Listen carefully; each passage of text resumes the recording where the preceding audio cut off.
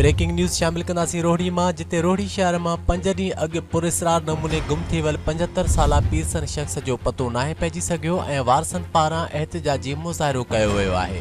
इन हवाले सां तफ़सील ॾियण लाइ लाइन ते मौजूदु आहे काश जो नुमाइंदो सचल सोलंकी। जी सचल, तफ़सील खां आगाह कंदा। जीअं त मां तव्हांखे ॿुधाईंदो हलां, 5 ॾींहं अॻु गुम थी वियल रोहड़ी शहर मां 75 साला पीरसन चेतनमल जो अञा ताईं ॾस पतो न पइजी सघियो आहे, जंहिं ते रोहड़ी में वारसनि एहतिजाज कयो आहे।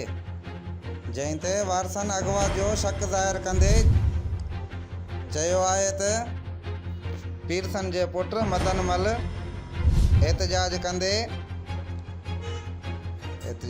चयो त असीं थर पारकर जे रवासी आहियूं। जीअं त मुंहिंजो वालिद साहब रोहड़ी जे वेझो कोटड़ी वारे इलाइक़े में जंहिं ते ॿुधाईंदे चयो त फुटी ऐं कणिक जो वापारु कंदो आहे, जेको ॻोठु अचण जे लाइ रोहड़ी स्टॉप ते आयो त हुन सां कुझु रक़म बि गॾु हुई।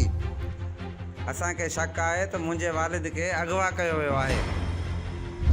हिननि IG Sindh, DIG Sukkur, SSP Sukkur ऐं ॿियनि आला अख़्तिरनि खां अपील कंदे चयो आहे त असांजी मदद कई वञे।